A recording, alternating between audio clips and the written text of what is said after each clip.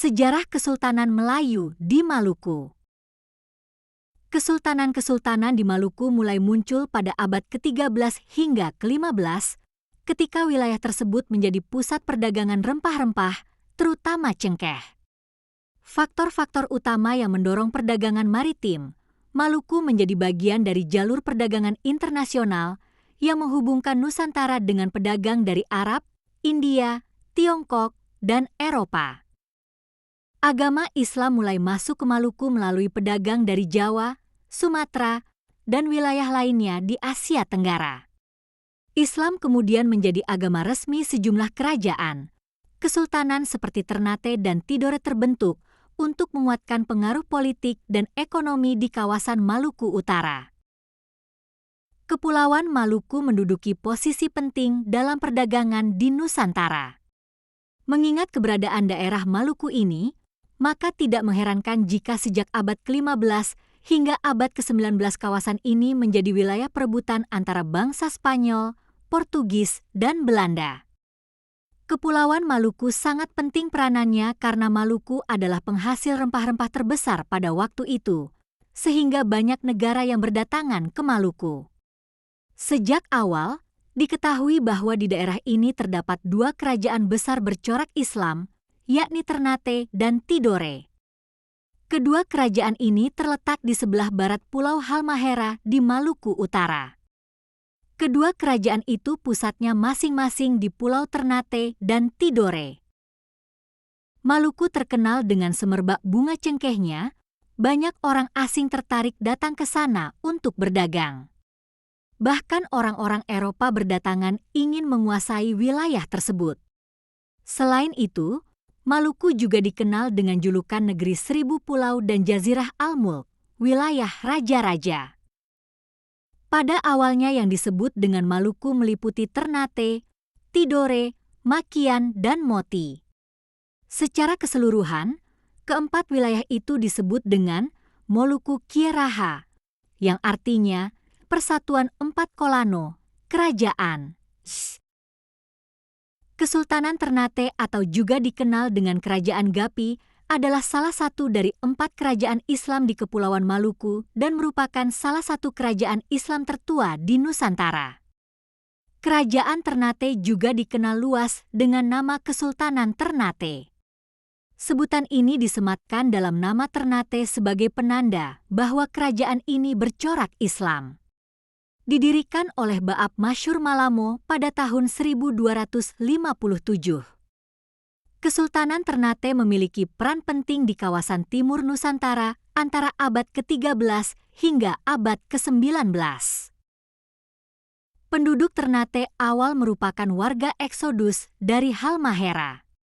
Awalnya di Ternate terdapat 4 kampung yang masing-masing dikepalai oleh seorang momole, kepala marga. Merekalah yang pertama-tama mengadakan hubungan dengan para pedagang yang datang dari segala penjuru mencari rempah-rempah. Penduduk Ternate semakin heterogen dengan bermukimnya pedagang Arab, Jawa, Melayu, dan Tionghoa. Oleh karena aktivitas perdagangan yang semakin ramai ditambah ancaman yang sering datang dari para perompak, maka atas prakarsa momole guna pemimpin Tobona diadakan musyawarah untuk membentuk suatu organisasi yang lebih kuat dan mengangkat seorang pemimpin tunggal sebagai raja. Tahun 1257 Momole Ciko pemimpin Sampalu terpilih dan diangkat sebagai Kolano, raja, pertama dengan gelar Baap Masyur Malamo 1257-1272. Kerajaan Tidore terletak di sebelah selatan Ternate. Menurut silsilah raja-raja Ternate dan Tidore, Raja Tidore pertama adalah Muhammad Nakil yang naik tahta pada tahun 1081. Baru pada akhir abad ke-14, agama Islam dijadikan agama resmi kerajaan Tidore oleh Raja Tidore ke-11. Sultan Jamaluddin yang bersedia masuk Islam berkat dakwah Syekh Mansur dari Arab. Informasi mengenai awal berdiri pusat kerajaan Tidore belum dapat dipastikan hingga raja yang keempat. Tempat tersebut adalah Bali Bunga, namun para pemerhati sejarah berbeda pendapat dalam menentukan di mana lokasi Bali Bunga. Ada yang mengatakannya di utara Tidore dan ada pula yang menyebutnya di daerah pedalaman Tidore Selatan. Dengan demikian sejarah Tidore hanya berasal dari legenda. Pada tahun 1495, syariat Islam mulai diterapkan dalam sistem pemerintahan kerajaan. Gelar raja berubah menjadi sultan. Calyati naik tahta dan menjadi penguasa Tidore pertama yang memakai gelar sultan dengan nama Sultan Jamaluddin 14951512. Ia diislamkan oleh seorang Arab, Syekh Mansur, yang memberi nama Jamaluddin tersebut. Pada waktu itu, pusat kerajaan berada di Gamtina. Ketika Sultan Al-Mansur pengganti Jamaluddin naik tahta pada 1512, ia memindahkan pusat kerajaan dengan mendirikan perkampungan baru di Rum, Tidore Utara. Posisi ibu kota baru itu berdekatan dengan Ternate, diapit Tanjung Mafugogo dan Pulau Maitara. Kesultanan Jailolo adalah salah satu kesultanan yang pernah berkuasa di Kepulauan Maluku. Pendirian kesultanan ini berawal dari persekutuan Moti yang diusulkan oleh Sultan Sida Arif Malamo. Kesultanan Jailolo adalah satu-satunya kesultanan di Maluku Utara yang pusat pemerintahannya berada di Pulau Halmahera. Kesultanan Jailolo telah berdiri sejak abad ke-13 Masehi. Pada abad ke-17, kesultanan ini mengalami keruntuhan. Wilayah-wilayahnya kemudian terbagi menjadi bagian dari Kesultanan Tidore dan Kesultanan Ternate.